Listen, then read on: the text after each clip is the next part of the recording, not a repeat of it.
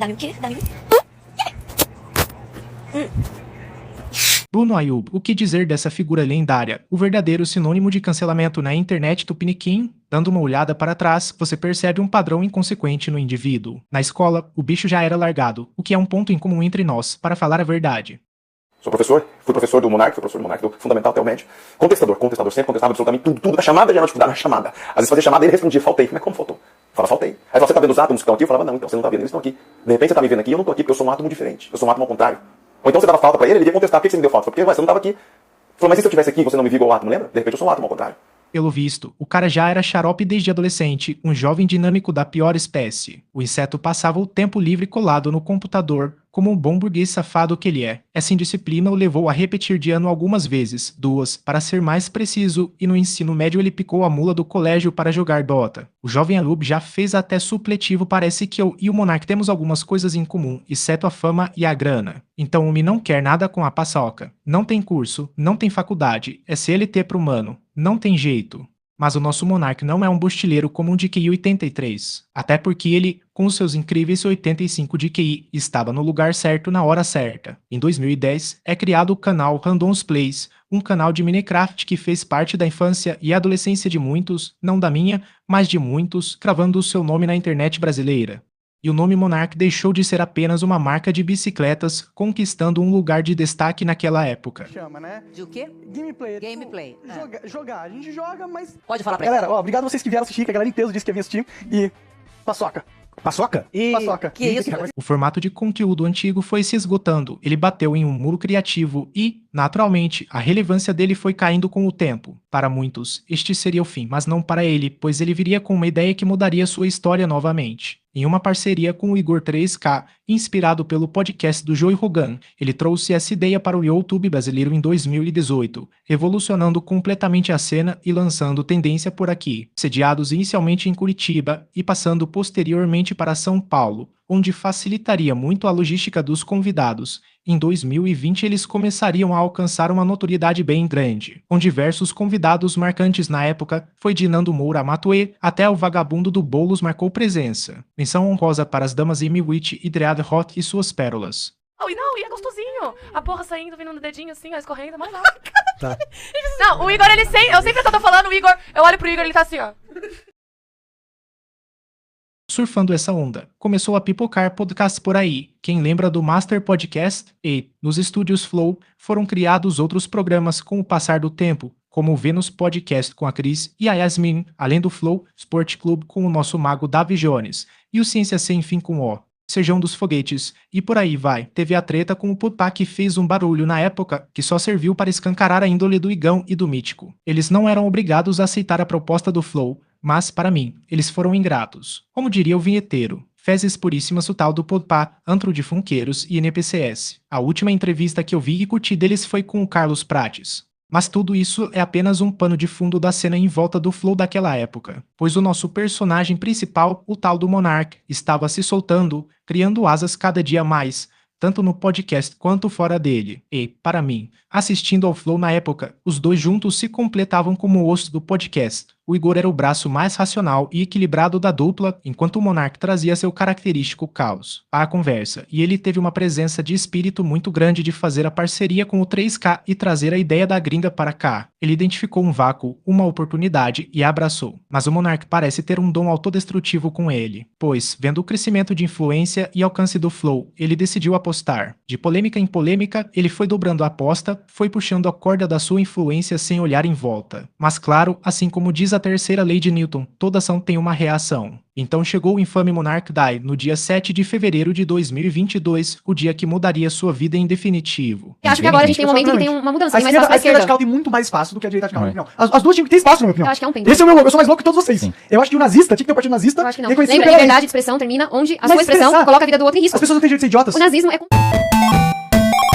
Ó, galera, eu queria fazer esse vídeo pra só pedir desculpa mesmo, porque eu errei, a verdade é essa. Eu tava muito bêbado e eu fui defender uma ideia, que é uma ideia que acontece em outros lugares do mundo, nos Estados Unidos, por exemplo, mas eu fui defender essa ideia de uma ideia de um jeito muito burro, eu tava bêbado, eu falei de uma forma muito insensível com a comunidade judaica e porra, eu peço perdão, tá ligado? Pela minha insensibilidade. Mas eu peço também um pouco de compreensão. São 4 horas de conversa, eu tava bêbado, fui insensível sim, errei na forma com que eu me expressei, dá a entender que eu tô defendendo coisas abomináveis, é uma merda, errei pra caralho, eu não sei.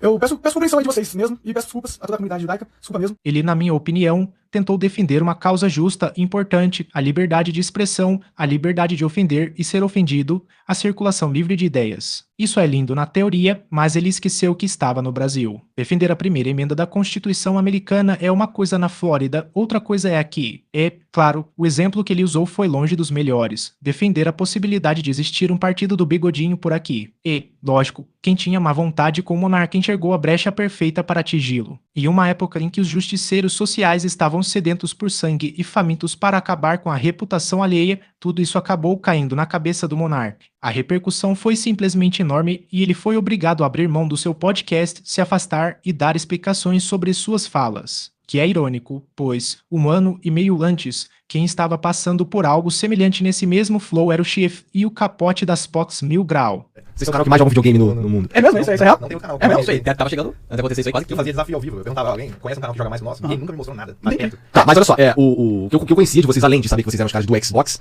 era que, cara, vocês batiam em todo mundo, tá ligado? Vocês batiam em todo mundo. Você eu não sei. Porque você tá com ele desde o começo? Sempre, praticamente. Então, o que eu sei é que, porra, então tá bom, vocês batiam em todo mundo Que batia há no muito Xbox, tempo. Que batia no Xbox. Isso é um assunto que a gente tem que tratar, inclusive é uma das críticas minhas, mas antes eu acho que seria talvez importante a gente mostrar o vídeo que meio que causou o banimento geral de vocês e explicar também o que foi, né, a polêmica. Então vamos... Nessa mesma posição de se explicar para a audiência, eles deixaram um blueprint para o monarca sobre cancelamento e a reação do público sobre determinadas opiniões, mas o monarca não estava alerta para perceber. Mas aquilo tudo eram sinais dos tempos. Então ele deixou para trás sua criação, vendeu sua parte da empresa e assinou um contrato que o assombraria no futuro. Voltaremos a falar disso mais para frente. Para recomeçar na internet, criou seu projeto de podcast solo, o Monarch Talks, que gerou um novo fôlego a ele, fechando uma parceria exclusiva com a plataforma Rumble. Projeto novo, só meter marcha certo ou errado, pois o Monark divulgou em uma de suas lives a transmissão de um argentino acusando as eleições brasileiras de serem fraudadas, e as consequências disso vieram rápido. Antes de vocês entrarem nesse assunto aí, seu canal do YouTube acabou de ser bloqueado no Brasil, igual o do Ryan. Sério? Aham, os caras avisaram no chat aqui, não sei. Aparentemente você tenta acessar o YouTube o do Monark. Se você tentar acessar o canal do YouTube do Monark, fala que no Brasil não tá disponível mais. Mas por causa dessa live agora? Não sei, acabou de acontecer. Por causa que eu divulguei a live do argentino lá, provavelmente.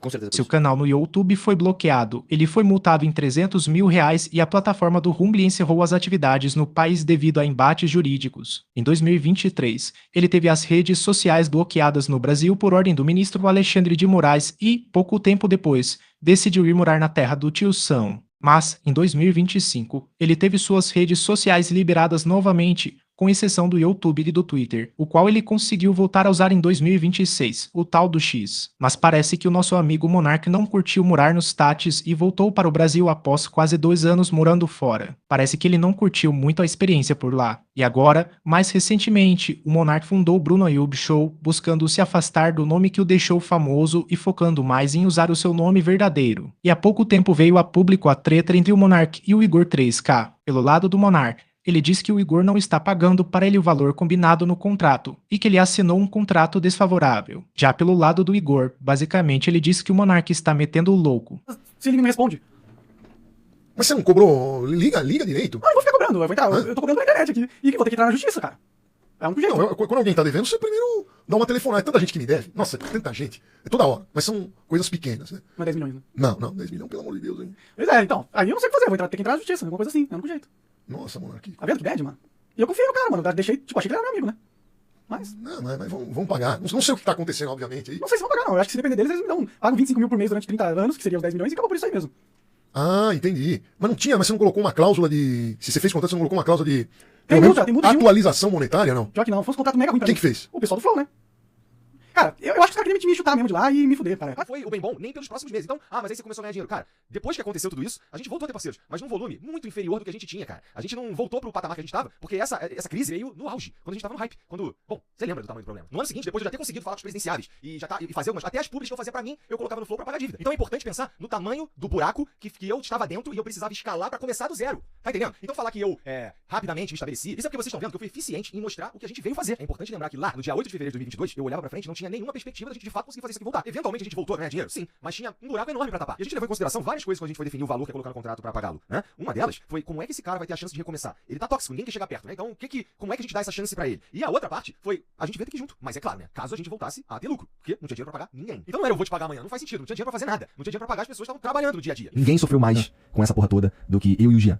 Porque assim, é a família, tá ligado? Ninguém sofreu mais que a gente. Assim, foi facilmente o pior momento da minha vida. Não foi uma decisão que foi assim, foda-se, eu vou, sei lá, tive o problema e agora vamos nós. Não foi isso. Eu sei que às vezes tem pessoas que pensam que, eu sei que pode até, se você fizer um certo malabarismo, pode parecer isso, mas cara, é como separar, a sensação que eu tenho até hoje é como separar família, tá ligado? Cada um pra um lado. Por que eu acho que não tinha como? É só você ver pra onde foi, cara. O que aconteceu com o Monark. Estaria acontecendo com todo mundo. Aqui. E isso eu já tô falando assim, já assumindo que todas as nossas iniciativas, toda a galera que trabalha com a gente aqui ia pro espaço, ia voltar a ser nós três, já levando isso em consideração, tá? Sim. Mas a gente não ia conseguir o nosso objetivo. Sobrou até para o Sergião nessa treta toda, mas parece que a pressão do Monark funcionou e eles vão renegociar o contrato antigo. A situação tá o seguinte, eu entrei em contato comigo, ele me respondeu, e eu estou em negociação com eles agora. Os advogados deles acabaram de entrar em contato comigo hoje, pediram uma reunião. Então a gente vai tentar resolver isso, entre aspas, amigavelmente, extrajudicialmente. A marca do Flow é minha, porque tá no meu nome, o contrato tá muito mal feito. Imagino que ele tenha feito nas pressas, eles queriam tirar logo de lá pra tentar reaver também as coisas e tudo mais. E é isso, esse é o impasse agora, eu só quero receber o valor corrigido ali, e eu quero também discutir com o pessoal a marca pra ver o que a gente faz com ela. Se na minha visão, a verdade é que eu fui linchado socialmente por algo que eu falei que nem era crime nenhum, era só uma opinião que não é incontroversa, porque é a base constitucional dos Estados Unidos, é a primeira emenda, basicamente é isso. Eu não sou nazista, obviamente, inclusive tenho genética de judeu, então é isso. O Igor faturando milhões com o Flow e não pagar o Monark é sacanagem. Independente do que você ache dele. Basicamente porque ele é híbrido, sabe? Tem umas vantagens, não sei se você sabe. E recentemente eu estava vendo o novo podcast dele, e esse mano só solta pérolas. Para ele, tudo é operação psicológica da CIA e ela está no controle de todo mundo. E aí eles colocam aqueles chips hormonais, né, que duram anos, né? O bebê não vai se desenvolver as feições masculinas na puberdade. Então vai ficar muito parecido com uma mulher. Sim, ao ponto de você não conseguir saber a diferença, entendeu? Que eu acho que era o caso da minha ex-namorada, ex-esposa, no caso. Eu acho que era. Às vezes a gente olhando esquisito pra mim na rua, lá nos Estados Unidos, ou falando coisas esquisitas. Sabe o que eles fazem? Eles ficam falando um código, tá ligado? Cara, vai parecer loucura, mas meu nome é Ayubi, né? Aí eu ia no. E eles queriam criar na minha mente que eu não era humano de verdade, que eu era um robô, que eu tinha inteligência artificial e que eu não era de verdade, tá ligado? Aí os barman de todos os bares falaram, Bruno, IA, que seria IA-U-B, tá ligado? Aí eles falam IA-U-B, e falavam olhando pra mim, tá ligado? Como, sem te conhecer, falava Sem conhecer, vários bares diferentes, tá ligado? Outra coisa bizarra era as músicas dos locais, tá ligado? As músicas dos locais pareciam que sempre era alguma música querendo passar uma mensagem pra E mim. recentemente ele está hiperfocado em mulher trans. Para ele, toda mulher é trans. Tá aí namorada até a Xuxa. Como o próprio pai do Monark já disse, esse mano tem problema. E estimula a concorrência. Uns doidos aí, quem que é? Eu, né, que abri pro Podpah, abri pra todo mundo lá participar. Mas é que você tem um problema mental. Ele está completamente paranoico, em uma decadência psicológica bem grande. Juntar paranoia e um baixo QI não é uma boa ideia. É exaustivo assistir ao Monark falar por mais de 10 minutos. Tudo o que aconteceu nos últimos anos afetou muito ele, assim como afetaria todo mundo. Mas, depois de tanta perseguição, parece que isso acorrentou o Monark no passado, impedindo-o de seguir em frente. E pra cabeça, minha ex é trans, eu não sou filho do meu pai, aconteceu isso aqui, meu braço mexe sozinho, os caras estavam me perseguindo, eu acho que eu vivo no show de Truman, as pessoas ficam interagindo com a minha vida pra ver o que eu faço, porque eu tô dentro de um reality show, tá todo mundo me olhando. Mano, a hora que você troca essa ideia, você fala assim, não, isso não tá normal.